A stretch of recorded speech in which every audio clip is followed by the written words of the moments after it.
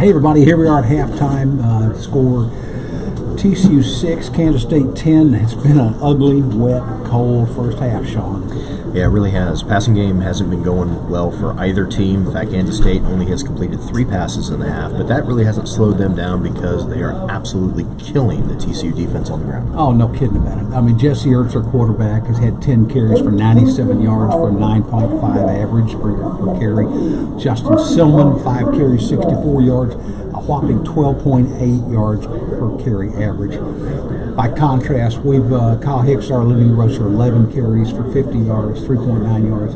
But there was one bright spot. There was one bright spot. Darius Anderson came in 2 carries, whips off a quick 19 yards, and for a 9.5 yard per carry average. And then for some weird reason, after breaking off those 2 long rushes, they immediately abandon the run, go to a pass, which Sawyer skips in, and then they show an empty backfield on second down. I don't understand, but the Frogs had to stall and settle for a 40-yard field goal. I don't know. I guess you're going with your experience in a game like this, but, you know, the way I look at it, our offensive line cannot hold the block very long. No. So you need a faster, quicker guy who can get in there and take whatever crease he's got and make something out of it. That is Darius Anderson. Kyle Hicks is a very patient runner, waits for his blocks his lanes to occur and free up, and that works great when your line is blocking well. Today we're not. No, you definitely need a scat back with this particular offensive line, especially on a day like today. The Kansas State defensive line is absolutely manhandling the TCU offensive line, and Anderson seems to be that back. Hopefully we see more touches out of Anderson in the second half, but for right now the Frogs have got to do something because the passing game isn't working out very well, and the running game isn't really getting going. No, nothing's really going. Foster Sawyer's 12-23 for 86 yards.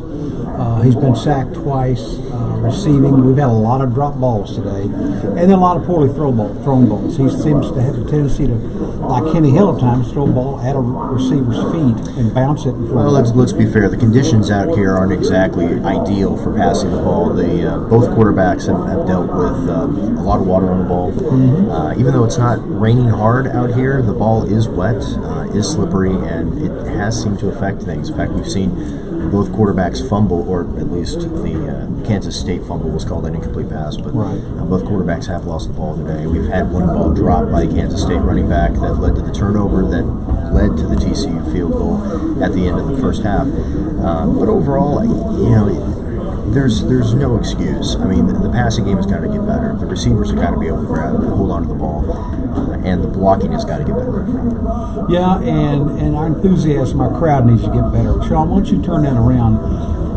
Do you want to do this again? Oh, God. I mean, it's worse than before. But this is our halftime crowd. Mind you, it is halftime. Everybody's in line trying to get a cup of coffee or something, but this is pretty bad. Okay, don't punish them too much. Yeah, we've got, I don't know. Maybe the crowd is speaking volume about this game. Well, the Student Center, you saw the Student Center just then. The Student Center was slightly more filled than what you just saw during the game. So there's a lot of people in the concourse area, no doubt about it. But this is not Baylor of last year by any stretch of the imagination. So, I mean, it's currently almost 50 degrees outside, and there's a little bit of rain.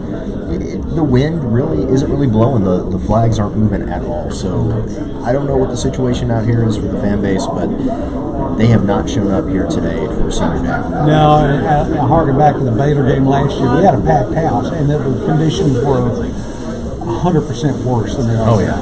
Colder, 10 times worse than they are. The rain never stopped, and we all walked away happy. And hopefully we can do the same here today. But so far, not so good.